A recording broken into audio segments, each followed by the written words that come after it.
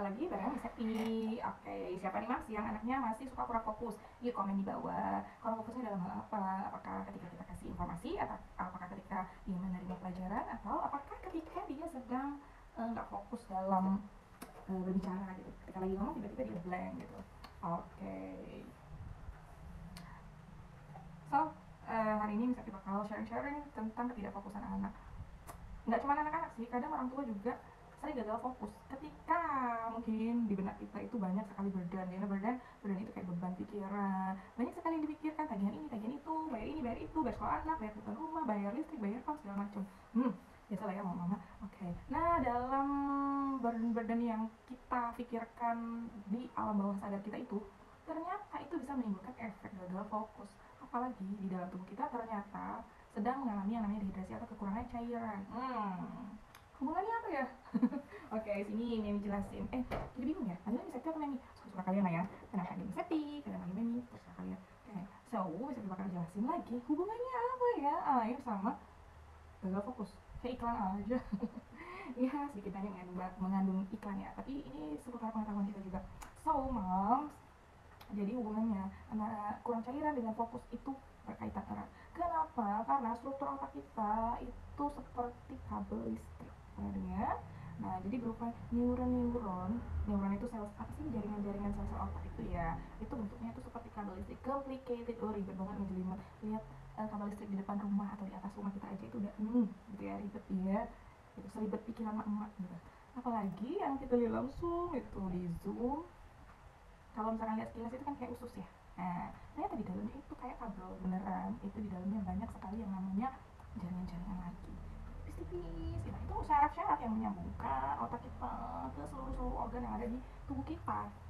Hubungannya dengan listrik apa? Nah, listrik itu adalah air itu bisa membangkitkan energi listrik. Jika kita cukup air, maka kemampuan otak kita untuk bekerja, kinerja otak kita juga akan lebih stabil. Nah, faktor yang bikin nggak stabil itu ketika banyak burden. Nah, banyak burden otomatis otak akan bekerja lebih keras, dan asupan yang diperlukan oleh tubuh untuk disalurkan ke otak itu juga tentunya harus lebih banyak. Makanya kita harus minum cukup air. Nah, kalau kebutuhan air untuk setiap orang itu beda-beda. Jadi kalau misalkan berat badannya dibagi 30, jadi kalau berat badan anak 30 kilo itu dia perlu 1 liter air. Kalau berat badan kita ini, saya sekarang beratnya berat banget buat mengucapkan 60, 60, 61. Jadi mungkin perlu sekitar, kalau dibagi 30 berarti sekitar 2 liter air. Nah, kalau lebih dari itu berarti 2 liter lebih dalam satu hari. Itu minimal ya moms. Itu minimal yang batas paling bawah, bukan batas paling atas. Kalau anak aku mau umur beratnya 30 atau di bawah 30 itu minumnya 2 liter itu udah bagus banget. Nah, jadi kita harus menjaga asupan air juga. Udah kita menjaga asupan air, apalagi ternyata yang namanya konsentrasi itu harus dilatih loh moms. Ya, kalau misalkan ketika kita sedang attract anak dan ngajarin anak di rumah, ternyata dia susah konsentrasi. Nah, kita harus attract attentionnya, kita harus alihkan perhatiannya biar dia fokus sama kita. Gimana caranya? Kan kita panggil sekali, 2 kali, 3 kali dengan nada yang lemah lembut. Masih juga kan masih juga sibuk sama gadgetnya, masih juga sibuk sama mainannya. Oke, bisa kita naikkan 1 oktav suara kita. Sayang, belajar dulu yuk, sini biar nih, gitu ya. Sayang, nah gitu. Pasti akan noleh. Dia akan bilang, ya Mi, kenapa? Baru gitu kan. Nah, jangan membiarkan anak terlalu lengah dalam apa namanya ya, dalam aktivitasnya, terlalu fokus di dalam aktivitasnya. Kenapa? Karena anak juga sebenarnya itu butuh interaksi dengan kedua orang tuanya, entah itu dalam hal belajar, entah itu dalam hal bermain, entah itu dalam hal ngobrol. Pokoknya anak itu harus wajib sekali berinteraksi dengan orang tua. Karena nanti ketika dia dewasa, otak alam bawah sadarnya itu akan mentransfer kembali ke, biasanya ya, ke anak keturunan di bawahnya juga, tentang perlakuan yang dilakukan oleh orang tuanya. Ketika orang tuanya itu cuek, dan di alam bawah sadar dia nggak menyadari apa yang terjadi itu sebenarnya itu yang seperti apa, dan dia tidak mengingat yang menggerakkan itu adalah alam bawah sadarnya. Yang dilakukan itu sesuai dengan apa yang di alam bawah sadarnya rekam gitu. Jadi kalau misalkan orang tuanya cuek-cuek aja, ya dia ngerasa ya dia dicuekin, cuma dia nggak terlalu merespon, menuntut segala macam.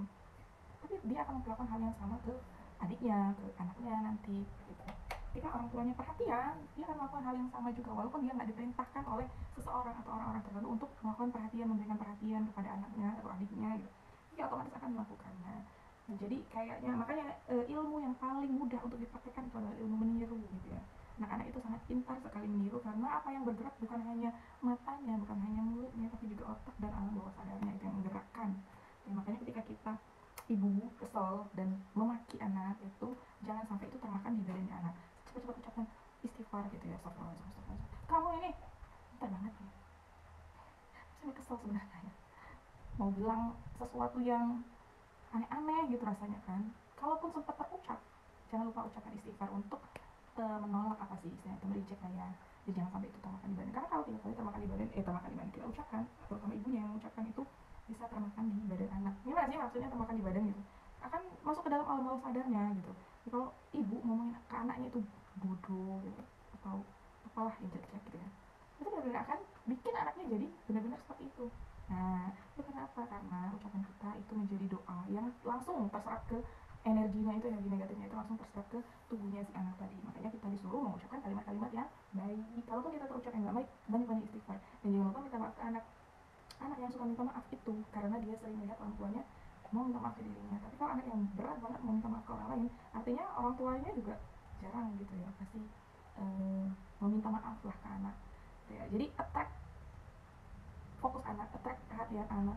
Coba untuk uh, ngomong face to face, berhadapan. Kebanyakan kalau anak laki itu nggak suka natap mata ya, tapi dia suka loh diajak ngobrol bersamping-sampingan. Jangan lupa untuk memfokuskan anak yang pertama itu cukupi asupan mineral, juga cukupi asupan makanan, terutama untuk anak cowok. Anak cowok kalau lapar mulai fokus dan pusing.